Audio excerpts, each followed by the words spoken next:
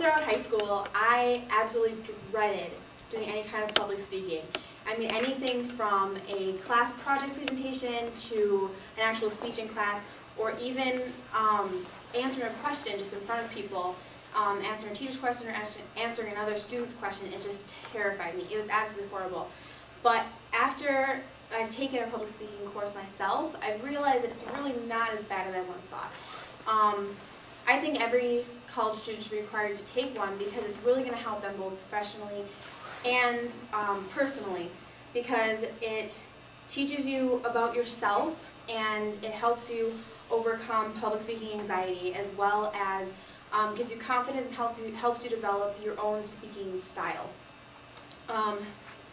In regards to anxiety, it's actually called glossophobia, and this is according to thecollegejuice.com, but I also looked it up other places, and it is an actual term. It's just the fear of public speaking or the anxiety of public speaking. Just about every person faces this kind of anxiety. I mean, imagine all eyes are on you, your palms are sweaty, you have high expectations, or they have high expectations, and you just expect that you have to do perfectly. But in reality, it's not really as bad as it seems, and you're more psyching yourself out than you really are what's actually going to happen and what's actually expected of you and how bad it is. According to assortment.com, different things to cope with this kind of anxiety is practice, practice, practice. Like, always be practicing in a mirror, practicing in front of family and friends. Make sure that you're actually knowing your material and you can get an idea of how your speech is going to go. Also, don't rely on your note cards. Use them as an extra thing, kind of a crutch, maybe to have points on them, but don't make it something that you have to be reading constantly off of it.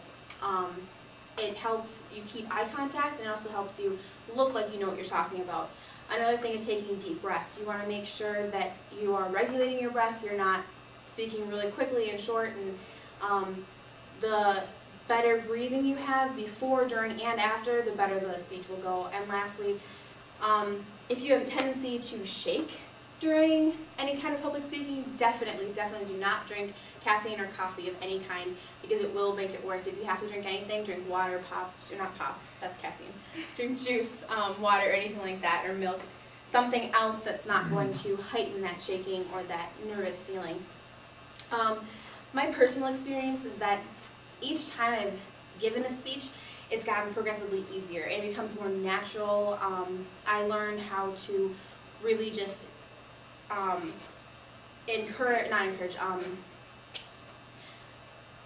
involve the audience and really keep up with them and make sure they're staying focused and everything. And knowing your audience, who you're going to be talking to, really helps. Whether it's, if you're speaking in front of a class, just knowing at least one person you can make eye contact with and really have a connection with, or just in some cases picking your audience and knowing them personally is going to help too. And lastly, knowing your surroundings. If you know where you are, you're not going to be distracted by something on the wall that you may not recognize or something. If you practice in a setting that you've been in before, or you practice in a setting before you give your speech, it gives you a lot more confidence and a lot less distraction from your speech and from your audience. Next, the confidence part really is important when you have to learn different components to your speech, like how to make a really good speech. And it's really a good lesson for you in talking in classes, giving speeches, as well as just in your regular everyday life, just giving a speech to someone or something, or a group of people. There's 3 different kinds of speeches I personally have been introduced to, and that's the informative, the demonstration, and the persuasive. And all 3 of these are important to know which one are you using and what is important in each of these to make them effective. Also, you want to use different language tools, and learning this through a course really helps you in everyday life too, in the sense that you can use imagery and repetition and using a lot of examples and definitions and stuff. It really helps you connect with your audience and make yourself more credible and more interesting to listen to. Research. is a really good thing to have.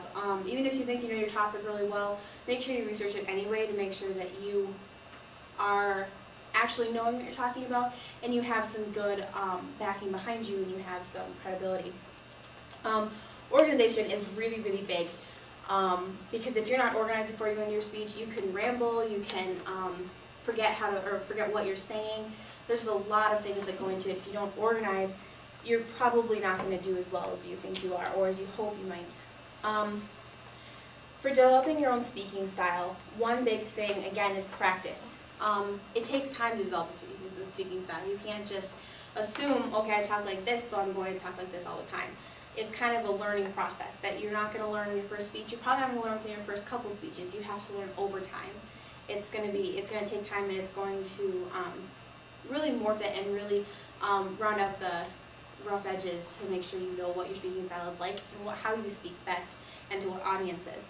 On selfexpression.com, Sandra Zimmer has 7 different things that help you define your personal speaking style, and three of these that I thought important would be unique. Every person has their own unique things they want to talk about, what they're able to talk about, or even how they speak, how they say words, how they form their sentences. And being unique can create make an interesting topic, and it can also just really bring your audience more interested in your topic. Also, you need to just give up trying to be perfect. No one is perfect, especially with speeches. Everyone makes mistakes, and the sooner you realize you're probably going to make a mistake, the less likely it is the mistake will be a big one. And lastly, you want to make space for your fear. Like I said earlier, just about everyone suffers some sort of nervousness or anxiety over public speaking. And so if you make sure that you accept that, again, you're not going to do as badly, and it's probably going to go a lot better. From my personal experience, before I imagined what my speaking style would be, and I just went with it, and I assumed, and it really didn't go well for me, but my class taught me that my style changes over time, that it taught me all these different things. I got that practice, and I was able to keep developing my own style, and afterwards I was able to look at each speech and see how it changed and really find the different things that make me unique. In conclusion, like I said, everyone has nerves when they speak. They get really nervous, and you just have to learn how to cope with it, and this course will really teach you how to do that. And then you have to gain confidence in what you're talking about to really engage the audience, and it helps you a lot in your personal and professional life. And you can develop your own speaking style through practice and through really knowing over time how you talk. And one last personal story to really just round this out is I, over time, taking my personal, my own public speaking course really gave me a knowledge of how I talk and how I should present and what I'm good at and what I should emphasize. And being a junior high youth leader, I was able to teach just this past week on a certain subject, and it really helped me teach it well, and it kept the kids interested, and it really it worked really well using what I had learned in a public speaking class.